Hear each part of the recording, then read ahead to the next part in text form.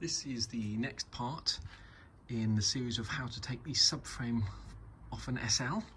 We've already done the right hand side, and the left hand side is going to be slightly different. There's two things we need to do on this side that we didn't need to do on the other side. The first thing is to get this shock absorber out. We're going to need to take the water tank out just to get to the water header tank to get to the bolt. And the second thing we're going to need to do on this side is to take the exhaust off. Now luckily we've taken this exhaust off before. We should be able to unbolt it quite easily just there, because I think you need to take the exhaust off to get the subframe off. So in this video what I'm hoping to do is to actually take the subframe off completely. This header tank is held on by two Phillips screws, one here and one on this side, and the shock absorber nut is just underneath the tank. The top of the shock absorber strut is held on by two 17mm nuts. I usually put a spanner on the bottom one just to stop it turning, so I can get the top one off first.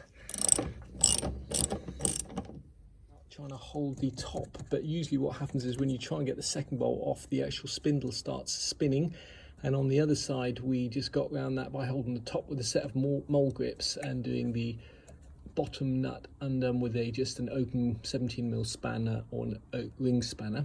Once you've got the two nuts off, you can just take off these metal plates and bushings. And to take the subframe out or do anything that's going to leave this out of place for a while, my advice would be to put the two screws back in so you don't lose them. So you've got the nuts off the bottom here and taken the two 17mm nuts off the top. You may be strong enough to compress this shock absorber and take it out without jacking the car up, but usually what you'll have to do is jack the car up, take the shock out, let it down again, loosen off all of these nuts, make sure you can, and then jack the car up again and put it on stands. Taking the top nuts off that shock absorber, you should be able to get a screwdriver or something underneath there and just slowly but surely wedge that down until the bolt clears this, and then once the shock absorber expands up here, you should be able to take it out. That strut out of the hole, make sure you use some wood or something like that to avoid damaging the paint. It's just a matter of getting that to expand up there now. The shock absorber, don't lose the top rubber. Out, put it all back together so you don't lose the parts, because this may be off the car for some time. Now that we've got the shock absorber out, we've got better access to that bolt there. We're just going to see if we can crack that and then move the brake caliper out the way. Absorber out, got access to all of these bolts. Make sure you can break them before you jack the car up. Next thing is to disconnect the exhaust, and we're going to do that here. There's two bolts here and a couple on the back. The wrong way to get this exhaust off, but we're going to start off by undoing these bolts, not all the way so this can't fall down. Next we're going to undo these. We're going to undo the rubber hangers here, put them back on the little hooks to make sure you don't lose them. And then finally, we're going to undo the rear hangers and just let this exhaust rest here for a moment. If you're doing this on the ground, obviously the exhaust will be resting on the ground. And then we'll go and undo that last bolt and hopefully gently drop the exhaust down. And what I'd suggest is you just put the bolts and nuts through that thing there so you don't lose them. That should allow us eventually to drop the subframe down after we've taken this control arm and spring out and undone all the bolts. Next job is to put the car on jack stands. We've done this side already. I don't want to repeat myself, but when you do jack the car up, you jack it up on the frame rail. Make sure you put a piece of wood underneath it, and make sure you've got some bricks or something along the frame rail, because those frame rails on some cars can be pretty rotten and you don't want to be working underneath a car and have any danger of it collapsing on you. So we're going to jack the car up, put a jack stand under there and get some bricks and put that under there as well. Once you've got the car safely jacked up with plenty of backup bricks just in case that fails in any way, next up, take the wheel off. Then we're going to move the brake calipers, make sure we can undo the lower ball joints. Good idea to make sure these ball joint nuts come off before you take the spring out, because what you may find is that when you start trying to turn that nut, the whole spindle turns, in which case you'll have to either cut the ball joint out or cut the bolt. So try and ascertain that these bolts actually come off beforehand. The top one is normally much easier to get off than the bottom one, so you might want to blast that with some kind of plus gas or lubricant or something like that overnight to give yourself a fighting chance. You'll definitely need a breaker bar to break that bolt. To say that bolt is tight is a massive understatement. That is hugely tight. What I'm going to do is keep blasting it with what sits as the threads move. You do not want to be snapping that off if you can possibly avoid it. Okay, that's breaking that now. Position the jack under the back of the control arm, undo the cam nuts and tap out those cam bolts. Got the cam nut off, take off the washer and mark where this slot in the bolt is. Put a scratch on the subframe because you're going to want to put that bolt and those washers back in the same place when you change it out. So I'm just going to do a little scratch there, mark that. Before we take this spring out, if you were just changing these subframe mounts here and here, you don't actually need to take this spring out. Once you've got the shock absorber and the sway bar out and the wheel off, the calipers out of the way, you should be able to undo this bolt here and that bolt there and drop the whole subframe down just enough to be able to get that bushing out and change it. When you do that, just make sure that you support the engine under the oil pan. So you jack the car up under the oil pan, undo these bolts, these subframe bolts here and here, the two of them on this side, and then you slowly let the car down just enough to be able to get those bolts out. Now we're going to be taking the whole subframe off anyway, so we're not going to go through that process, but you do not need to, generally do not need to take the spring out to do those subframe mounts. So you've taken those washers off, marked the subframe.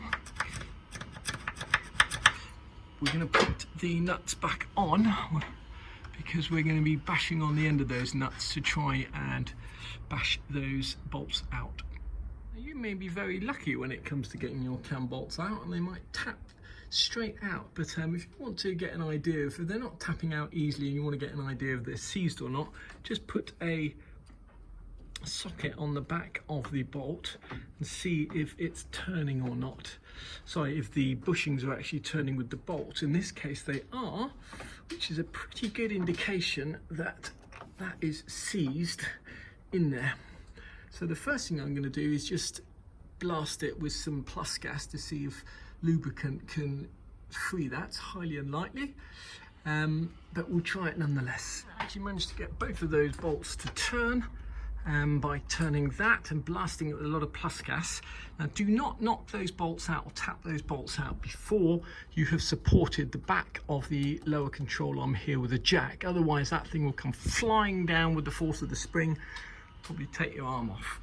So I'm just going to tap the bolts first to make sure they are going to come out, but before I tap them all the way out, I'm going to support that with a jack.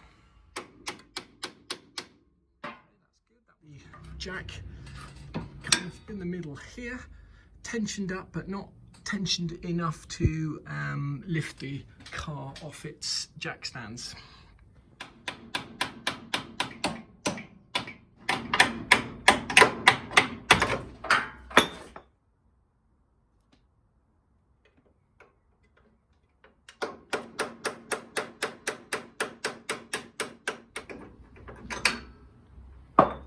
Okay, both cam bolts have been tapped out. We just need to get this little thing out here and then lower the jack, and that spring should come flying out. Okay, we're going to slowly release this jack now, and when we do, it's going to come down with some force, and you don't want to be anywhere near it.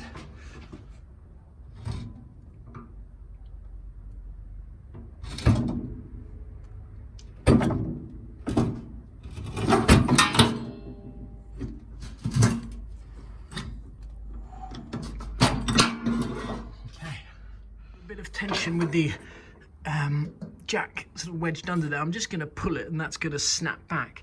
You could, if you wanted to, and if you're any doubt now, use these standard Mercedes spring compressors to put in there and compress the spring. You could do it that way as well. A little bit of wiggling around, you should be able to get the spring out. Don't forget to take the rubber seal out as well. Got the springs out, just need to de-rust those or possibly get a new set. Top rubber seals in pretty good condition. Take these springs back and de-rust them. I'm not sure if it makes a difference, the left and the right spring, but I would, if you do take the springs out, just mark which one is left and which one is right. I've just tied a little bit of wire around that one, and that is the driver's side spring. Next up, we just need to crack this lower ball joint. Take the lower and upper control arms off, sorry, lower and upper ball joints off, and take the disc off, and then it's time for a cup of coffee. Sometimes these ball joints are unbelievably stiff and you can actually risk breaking your ball joint breaker, so you can also just tap this with a hammer like so, and you'll find that the thing pops right off. Once you've broken that lower ball joint, you can take out the control arm and have a little look at it. This one's in slightly better condition than the other one. This is still intact on here, but just have a look at the amount of corrosion on here. Once again, if you look down there, you can see it's got holes in it here. So I would say that is beyond repair, and we'll just get a refurb one of those. Need to break this top ball joint, and then take the brake disc off. Break it on. These things, the top ones, don't usually come off with such a pop, so just check every now and again, make sure that you haven't already broken it. Before we start, let's get some more lube on the threads here. Make sure you've got goggles on when you do this, because those ball joint breakers can come flying out when it pops.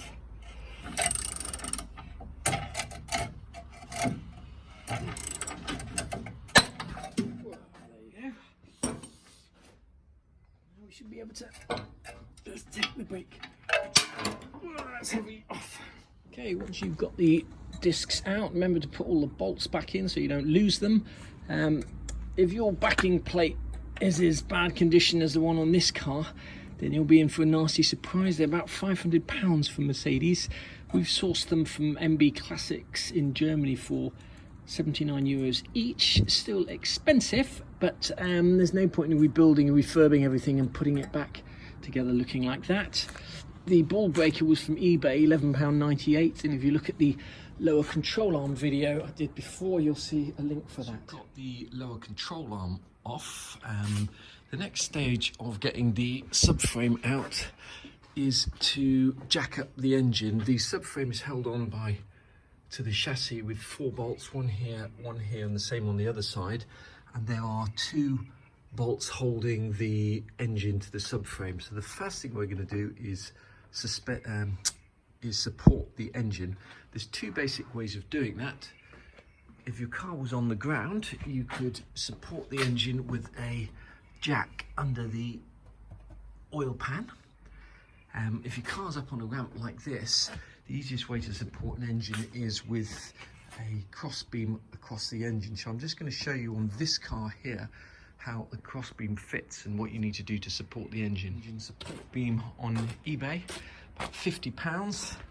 And the idea is that the engine support beam sits on the gutters here, definitely not on the wings, on the gutters here, across the engine.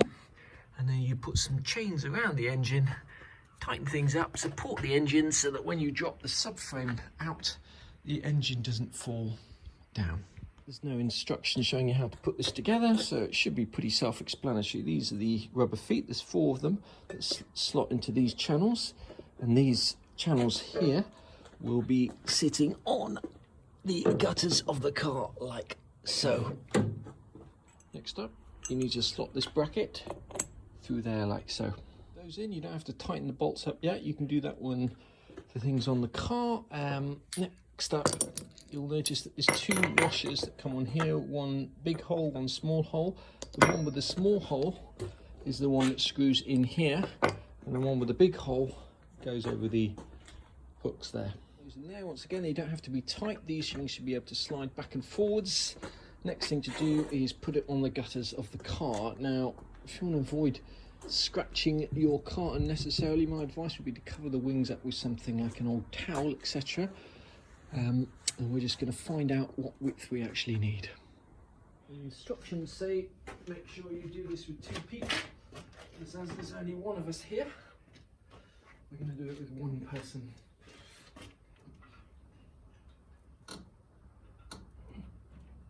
Once you've got these tightened up so they can't slide, we're just going to tighten up these bolts now to stop the thing tilting.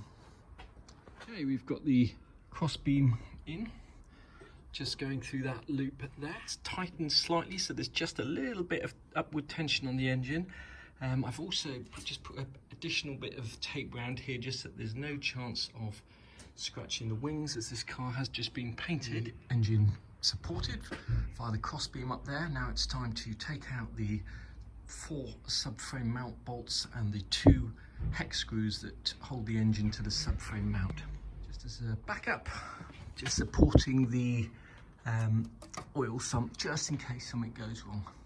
First thing we're going to do is take out the 2 bolts that hold the engine to the subframe, and those are 2 hex bolts.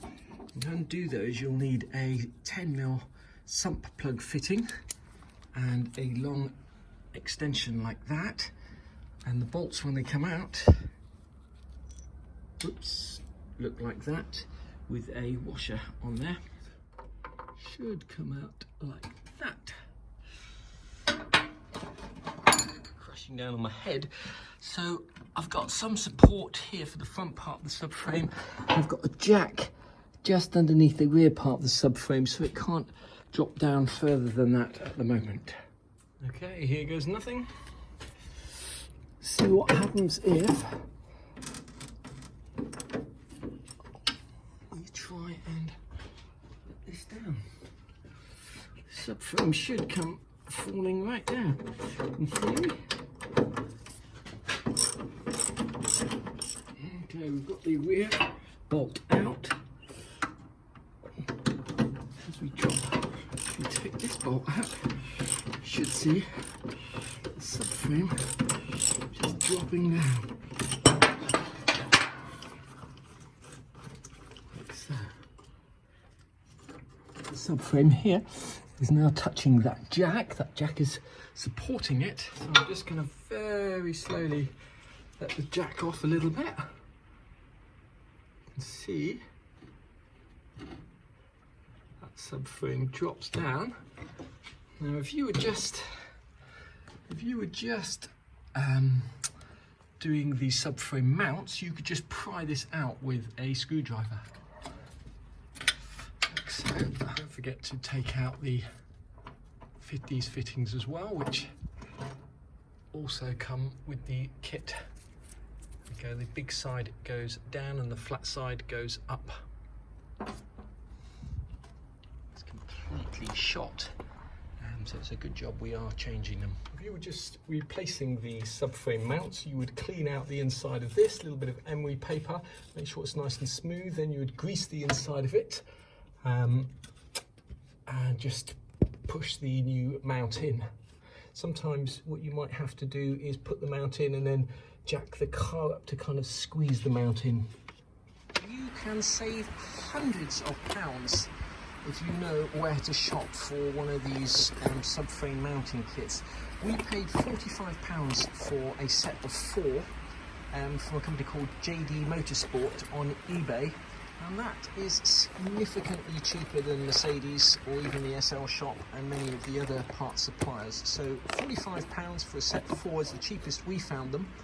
And the money that we basically save on these parts allows us to buy some of the tools that we need to do the job, engine support beams, all of which you can sell after the job quite easily if you're never going to use them again. Reminder of the order of events. The bolt goes first. The lock washer or spring washer, whatever that's called, goes next. The metal plate after that. The rubber washer, pushing after that. This here presses over the bottom of the bushing like so. That goes into the actual subframe itself, and then this will push through that like so. And finally, that will lock into this flat side up, big side towards you. You've got all 4 subframe bolts out. The subframe is now resting on here and at the back on the jack. So I'm going to single-handedly, hopefully without damaging myself, just try to drop that subframe down and lift it away from the car. In theory, when I lower this jack, the subframe should just lower down. I'm going to do this really slowly, just making sure that nothing's caught. Okay, I've taken out the front support here from the subframe, so that's now on the ground.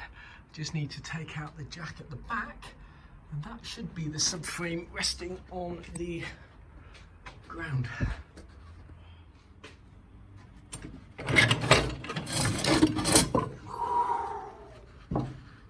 Okay, one subframe. Now, a point worth mentioning here is that obviously if you were supporting your oil pan on a row of bricks here, you wouldn't be able to get the subframe out without moving the bricks. Now you can see that the oil pan isn't actually supported on these bricks. This is just a backup measure in case something went wrong. So I'm going to move these bricks and just pull the subframe out.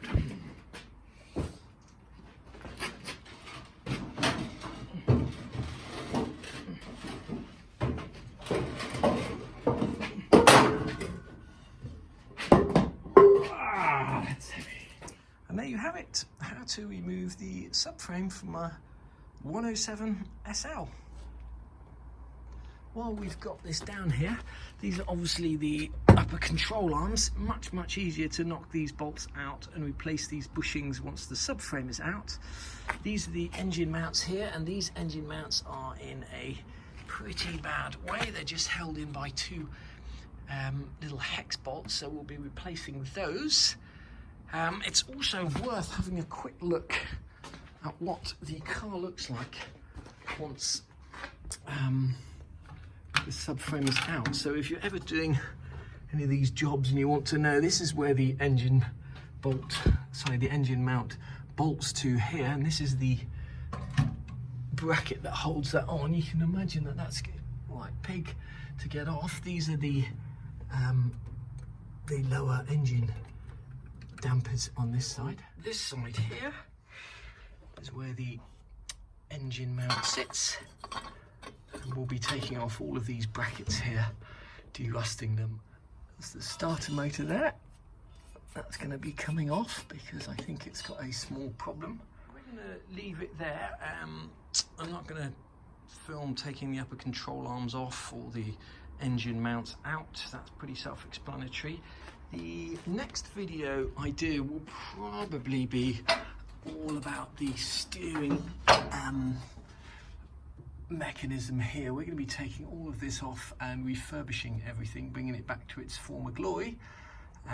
These ball joints here all look pretty knackered to me, so we'll be showing you where to get them from and how to replace them. Paid just over £50 for the engine support beam, and a set of subframe mounts cost us just over £45 from JD Autosports, also known as MJD128.